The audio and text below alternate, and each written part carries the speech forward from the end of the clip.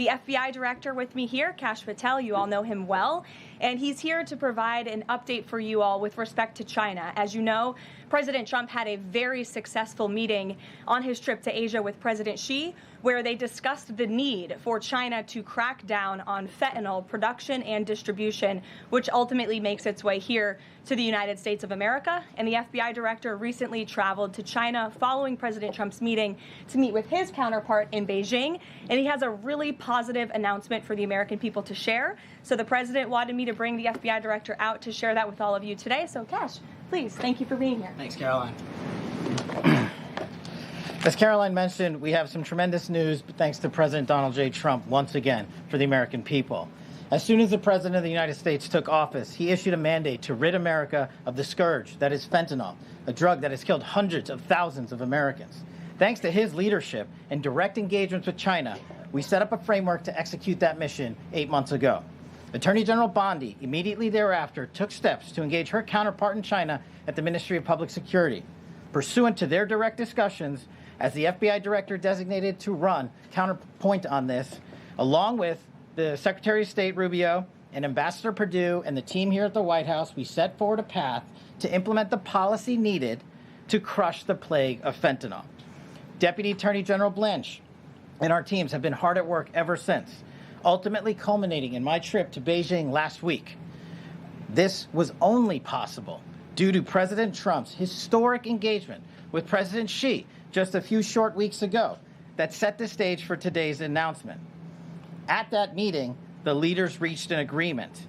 But just to put this in frame for the American people, a reminder here that nearly 100,000 people died of fentanyl overdoses just last year alone. Here, this year, under this president, the FBI has seized 1,900 kilograms of fentanyl so far. That is a 31% increase from the same time period last year. To put it in perspective, that's enough fentanyl to kill 127 million Americans. Fentanyl precursors are what makes up fentanyl. While we, the interagency, the Department of Justice, have been fighting hard to seize and stop drug traffickers, we must attack fentanyl precursors, the ingredients necessary to make this lethal drug. That was the sole purpose of my trip to China, to eliminate these precursors. And if successful, we would suffocate the drug trafficking organization's ability to manufacture fentanyl in places like Mexico. This was the first time an FBI director has been to China in over a decade and received the audience with his counterpart to address this matter directly. And again, thanks to President Trump's direct engagement with President Xi, the government of China committed fully to my engagement there on the ground in Beijing at a level never seen before. While at Ministry of Public Security headquarters, I met with my counterpart at MPS, where the Chinese government agreed on a plan to stop fentanyl precursors. What does that mean? The People's Republic of China has fully designated and listed all 13 precursors utilized to make fentanyl. Furthermore, they have agreed to control 7 chemical subsidiaries that are also utilized to produce this lethal drug. Effective immediately, essentially, President Trump has shut off the pipeline that creates fentanyl that kills tens of thousands of Americans. These substances are now banned, and they will no longer be utilized by the Mexican drug trafficking organizations or any other DTOs around the world to make this drug. This historic achievement has saved tens of thousands of lives. This historic achievement would not have been possible without the tremendous team of President Trump, the Attorney General, the Department of Justice, the Federal Bureau of Investigation, and Ambassador Perdue in China, whose ground-level engagements were imperative to achieving this result. This is yet another example of how President Trump defends the American people, provides security for the American people, and puts the American people first. This is a historic first-in-its-kind achievement by any president to stop the scourge of fentanyl, and it should be championed by every single American. This achievement will save lives. We are thankful for President Trump's steadfast leadership, and this FBI will fearlessly follow in his footsteps to ensure that this mission of safeguarding the American public is achieved every single day. Thank you. Thanks, Karoline. Thank you so much. Appreciate it. Okay. Thank you again, Director Patel. Before we get going, I do have one quick scheduling announcement. Tomorrow, President Trump will be joined by the First Lady in the East Room for an executive order signing aimed at expanding opportunities for education, career development, housing, and other resources for young people transitioning from foster care to adulthood. This is part of the First Lady's Fostering the Future efforts, which are a Be Best initiative. In other news, the Democrats dragged on the government shutdown for 43 days, the longest shutdown in U.S. history. But tonight, thanks to Republicans, the White House is very hopeful that this shutdown is going to come to an end. The damage caused by the Democrats with this reckless government shutdown cannot be forgotten. It is entirely the fault of the Democrat Party. Just look at the vote count.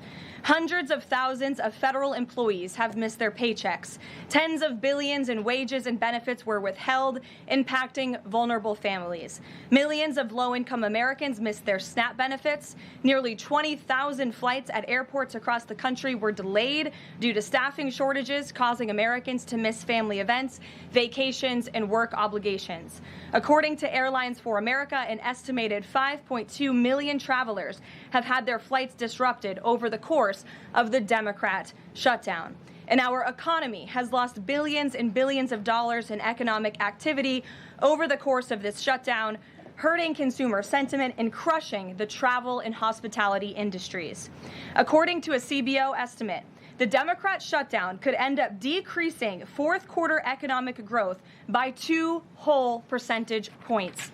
The Democrat shutdown made it extraordinarily difficult for economists, investors, and policymakers at the Federal Reserve to receive critical government data. The Democrats may have permanently damaged the federal statistical system, with October CPI and jobs reports likely never being released. And all of that economic data released will be permanently impaired, leaving our policymakers at the Fed flying blind at a critical period. It's hard to recap all of this without asking a simple question: why? Why have the Democrats put the American people through this pain for 43 days in a row? And it feels like Groundhog Day being up here again talking about this Democrat shutdown. And the answer to that question is pure partisan politics. They started this shutdown with a ridiculous demand to force taxpayer-funded health care benefits to illegal aliens who broke into our country. Even after it was clear President Trump and Republicans would never force American taxpayers to pay for free health care for illegals. In fact, President Trump's One Big Beautiful Bill fixed that problem. The Democrats kept dragging this reckless government shutdown on for weeks longer to boost their turnout in an election, perhaps one may guess. That's because the Democrats are totally captured by their far left-wing base, who only care about attacking President Trump, even if it means hurting innocent Americans in our country. The Democrats' weakness and their unwillingness to buck the fringe members of their party dragged this harmful shutdown on for 7 weeks and inflicted massive pain onto the American public. But let's be clear. The clean CR being voted on today in the House of Representatives that will lead to the reopening of the federal government is what President Trump and Republicans have supported from day one. Our troops, air traffic controllers, and federal employees will be back to receiving their regular paychecks. Families in need will get back to receiving their food purchasing assistance, and the people's government will soon be back open for business. President Trump looks forward to finally ending this devastating Democrat shutdown with his signature, and we hope that signing will take place later tonight. On another matter, I want to address the affordability issue that's received a great deal of media attention this past week, which is ironic because it didn't receive that much attention when Joe Biden was here and inflation was at a record high 9%, the worst inflation crisis in modern American history. And President Trump won a landslide election in part to address the affordability issues created by Joe Biden and the Democrats. And that's exactly what President Trump has done since day one of his administration. Since the first day in office and every day since, the Trump administration has taken aggressive action to fix the Biden-created cost of living issues. The notion that the same Democrats who just shut down the federal government to sabotage our economy, rob people of their paychecks, and also helped Joe Biden ratchet up inflation to 9% are now suddenly affordability champions, that notion is completely absurd. And it's something only the liberal media would have the gall to push. But the reality is that President Trump and his administration have done so much to lower prices and increase the economic prosperity of the American people. And this president and his team of amazing economic advisors are going to keep working on this issue every single day.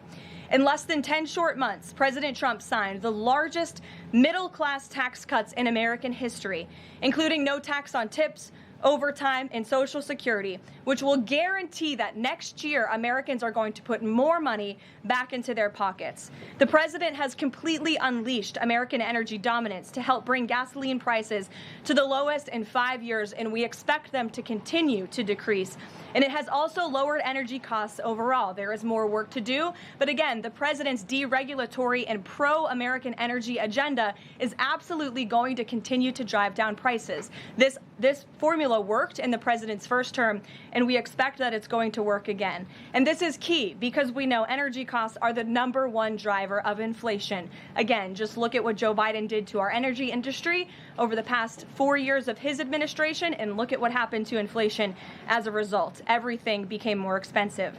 To lower prescription drug prices and healthcare costs, the president has been working around the clock on this issue. He is obsessed with negotiating these good deals on behalf of the American people to bring down pharmaceutical costs and drug costs for Americans. And he has done so on a number of fronts. You have seen him discuss that in the Oval Office several times.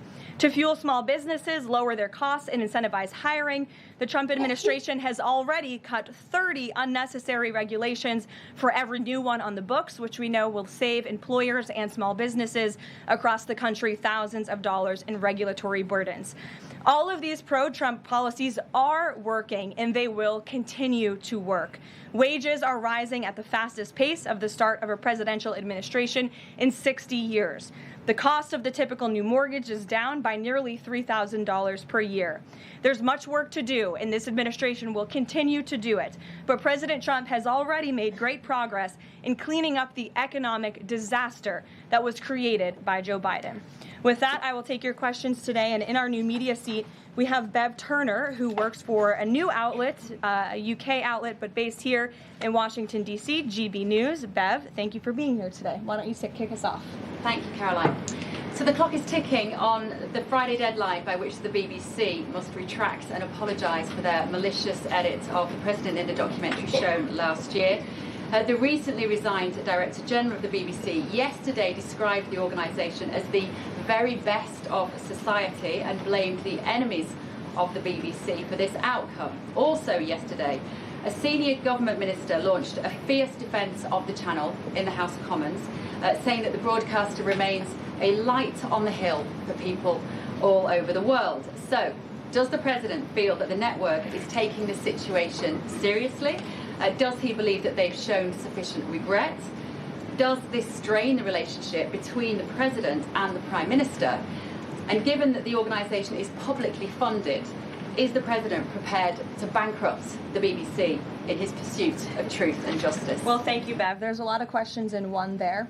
I will say I know the President has a very good relationship with Prime Minister Starmer. You have been there. You've seen them in their interactions. You've questioned both leaders in your time joining us when we've gone to the United Kingdom a few different times now. However, he has always been very frank when he disagrees with leaders, even whom he has a good relationship with. And the BBC, being a fair news organization, is definitely an outlet. I think these two leaders would disagree. The President has made it very clear that this is a leftist propaganda machine that is unfortunately subsidized by British taxpayers, and he thinks that's extremely unfortunate for the great people of the United Kingdom and Great Britain.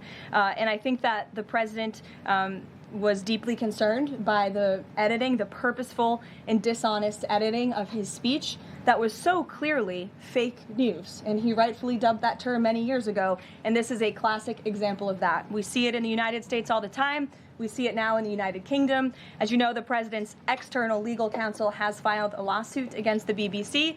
We expect that to continue, and whether they apologize or not is up to them. Thanks for being here, Bev. Ouija. Thank you, Karoline. Sure. I have your statement about the new Epstein emails that have been released by House Democrats. Separate from why you believe the emails were made public, can you address their substance?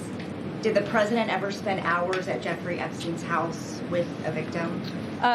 These emails prove absolutely nothing other than the fact that President Trump did nothing wrong. And what President Trump has always said is that he was from Palm Beach, and so was Jeffrey Epstein. Jeffrey Epstein was a member at Mar-a-Lago until President Trump kicked him out because Jeffrey Epstein was a pedophile and he was a creep. And this email you refer to with the name of a victim that was unredacted now and has since been reported on in this room, so I will go ahead and say it, Virginia Giuffre. And it was CBS's own reporting, Ouija, that recently wrote that Miss Giuffre maintained, and God rest her soul, that she maintained that there was nothing inappropriate she ever witnessed, that President Trump was always extremely professional and friendly to her. And so I think it's a question worth asking the Democrat Party, and you should all go ask them after this briefing, of why they chose to redact that name of a victim who has already publicly made statements about her relationship with Jeffrey Epstein and is unfortunately no longer with us. Mary. Thank you, Karoline. 2 questions on this. In the interest of transparency, why not just go ahead, release the full files on Epstein, get this all over with? This administration has done more with respect to transparency when it comes to Jeffrey Epstein than any administration ever. In fact, this administration, the Department of Justice, has turned over tens of thousands of documents to the American people.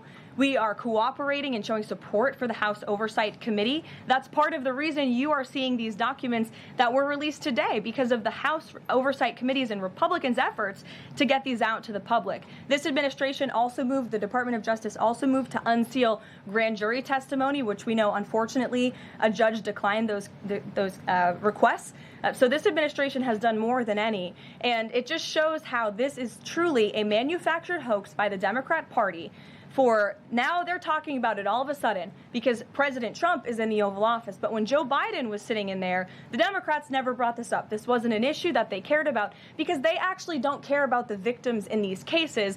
They care about trying to score political points against President Trump, as we have, of course, seen with this government shutdown. And this entire thing, again, it's not a coincidence to the American people at home. There are no coincidences in Washington, D.C. And it is not a coincidence that the Democrats leaked these emails to the fake news this morning ahead of Republicans reopening the government. This is another distraction campaign by the Democrat and the liberal media, and it's why I'm being asked questions about Epstein instead of the government reopening because of Republicans and President Trump. But given your interest in transparency, Karoline, why are White House officials then meeting with Representative Boebert in an effort to try and get her to not sign this petition calling for the release of the files? Doesn't it show transparency that members of the Trump administration are willing to brief members of Congress whenever they please? Doesn't that show our level of transparency?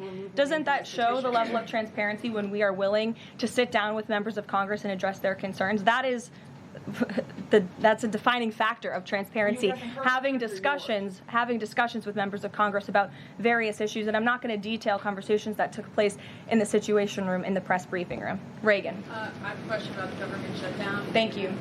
I'm glad someone does. First, on the government shutdown, the shutdown deal reverses the administration's reps, and it also prohibits more from happening until the end of January. I'm wondering if the president had input on this element of the deal, and if he's at all disappointed that's going to reverse the downsizing of federal government that they did during the shutdown. I mean, look, I think it's about 6,000 workers total. When you look at that in comparison to the reduction in the federal workforce that this administration has done since January to get rid of the waste, the fraud, the abuse, and to reduce the size of our federal bureaucracy, we've done a lot of great work on that front, and we will continue to. But obviously, the president's main priority was to reopen the federal government and get people back to work, and that's what this deal accomplishes. And on the Middle East line, there's been reports in Israeli media that the U.S. is considering building a temporary military base on the Gaza border. Can you confirm these reports? So I had a conversation directly with the reporter who wrote this article, and this article was based on a single piece of paper an inquiry that somebody in the Department of Navy made about an idea that may happen in the future. And this reporter deemed that as an official plan and ran with a story that the United States is looking into it. I checked with the highest levels of the United States federal government. This is not something the United States is interested in being engaged in. It's not something we are currently involved in right now that we will be funding. And the president has been very clear he doesn't want to see boots on the ground with respect to what's happening in the Middle East. We've made great peace. We've made great progress with the peace plan in Gaza, and we want to continue to see that move forward. But I put a comment in that story for a reason. And sometimes we see reporters take a piece of paper like this and just deem it as official policy. And sometimes that misleads people a little bit. Sure. There's been a question about UK intelligence sharing regarding the drunk interdictions involving Venezuelan boats. How will that affect the U.S. military operation? There's been a lot of discussion about the high caliber of the intelligence that has been provided before any of these military actions have taken place. I've seen that report. Oh, hello. I've seen that report. I'm familiar with the reporting, but we don't comment on intelligence matters, classified intelligence matters, as you know. As for the Trump administration's position on our narco-terrorist campaign in the Caribbean, it is going to continue, and the president has made it very clear he's not going to allow terrorists to bring illegal drugs that kill American citizens into our great country. Sure, John. I'll go to John and then Zolan. Go ahead. Thank you so much. Trump has talked about sending out $2,000 checks to U.S. citizens. Earlier this year, he also talked about sending a Doge dividend. That didn't materialize. Should U.S. Citizens expect a $2,000 proposal? Is the White House committed to making that happen? The White House is committed to making that happen, yes. And we are currently exploring all legal options to get that done. I don't have a timeline for you or any further details, but I can confirm for you that the president made it clear he wants to make it happen. And so his team of economic advisors are looking into it. And when we have an update, we'll provide one. Solon. You said at the top that one of the costs of the government shutdown was that people missed their SNAP benefits. Can you explain then why the administration went to court to fight the funding of food stamps and SNAP benefits? So recipients missed their SNAP benefits because the Democrats shut the government down. And they forced the administration to tap into a contingency fund that did not even fund the full entirety of this program. And so then you had an unhinged judge who was trying to dictate from the bench what the executive branch has to pay for and where that money has to come from. That is judicial overreach at its finest, and so that's why the administration pushed back on that. We can't have the judicial branch telling the executive branch that we need to rob the Children Nutrition Fund, which is what this judge was trying to do, to pay for SNAP benefits. That's completely inappropriate and it's unconstitutional, and we've been proven right with that legal argument. But now the good news is, again, thanks to Republicans and in several hours, President Trump, the government is going to be reopened, and SNAP recipients are going to receive their full benefits, which is what President Trump has always wanted to do. Stephen. Why also did you need the judicial process for that? I mean, during this shutdown, didn't the administration have a responsibility to tap into any of those reserves to ensure that essentially poor people could rely on? We did tap into it. We did tap into the contingency fund. And then the judge told us, no, you have to get more money from a children's nutrition fund. And we felt that was judicial overreach. You shouldn't tell the president which fund he has to rob because the Democrats are holding the country hostage by shutting down the federal government. Stephen, go ahead. Well, if the president is considering a pardon for Ghislaine Maxwell? Again, he's answered this repeatedly. It's not something he's talking about or even thinking about at this moment in time. I can assure you of that. Stephen. Caroline, I've got two questions about New York for you. Sure. First, you always do.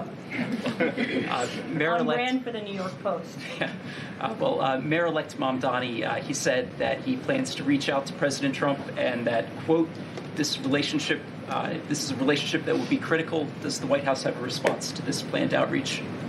It's the first time I'm hearing of it. I'll let the president respond himself to that comment by Mr. Mamdani. My second question, Jack Schlossberg, the grandson of President Kennedy, announced today that he's running for Congress.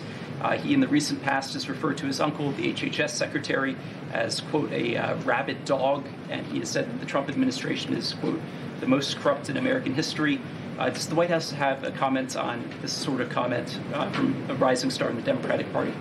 I don't even think such ridiculous comments are worth responding to. Obviously, those things are not true. And Secretary Kennedy is doing a phenomenal job bringing transparency and the gold standard of science back to our healthcare system. Eamon. Thank you, Caroline. The president's hosting a number of Wall Street CEOs for dinner tonight here at the White House. Can you give us the names of the CEOs who are going to be here and give us a sense of what the president's message to Wall Street is going to be tonight? I don't have a full list for you in front of me, Eamon. I know you've reported on some names, and we've helped you navigate whether those names were truthful or false. But I know the president actually plans to bring some of you into the dinner tonight, so you'll see for yourself in several hours if that's okay with you. And there's been some reporting that the White House is frustrated with Bill Pulte and the rollout of this proposal for a 50-year mortgage. Can you tell us if the White House is frustrated with that rollout and if the White House still supports the idea of a 50-year mortgage for Americans? This is a proposal that the president himself has commented on. I would refer you to the president's statements, and it's something that the administration is discussing and seriously looking into. Sure. Thanks, Caroline. Danny, and then go ahead. Thank you.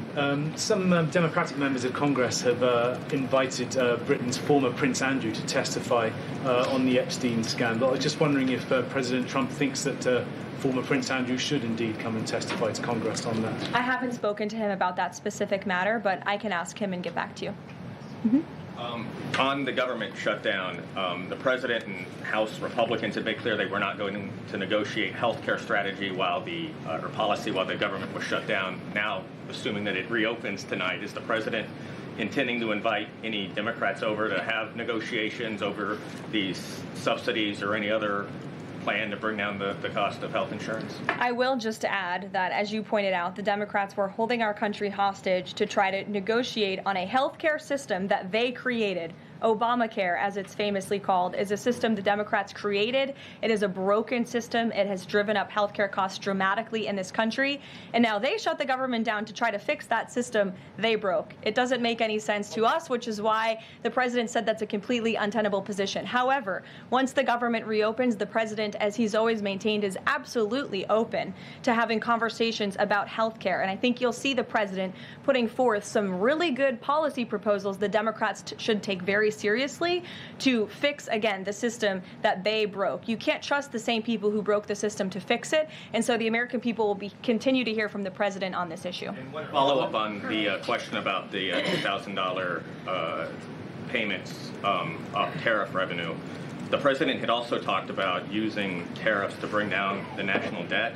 Would this be in lieu of that? Like, this is now the new way to maybe to use that tariff revenue? No, the president put out a statement on this clarifying he wants to do both things with the tariff revenue that he's bringing into this country. Trillions of dollars are expected to continue to pour in, and it's part of the reason that the Supreme Court case is so vital for our country's future, to restore our manufacturing industry in this country, to protect our national security, to continue to allow the president to use tariffs as leverage to negotiate economic deals that, again, are good for our national security. And that revenue can then be used for various reasons, to pay down our debt and also perhaps to give these rebate checks back to Americans, which, again, the White House is exploring the legal options of how we can get that done. Catherine, go ahead. Caroline, Viktor Orban said this week that President Trump has promised Hungary some kind of financial shield. Do you have any details on how that will be structured or what that would look like? I don't, but I'm happy to check with the National Security Council and get back to you. One more. You recently said you'd check with President Trump about why he needs to get an MRI on his recent trip to Walter Reed. Do you have any more detail on that? I do, and I'm glad you asked.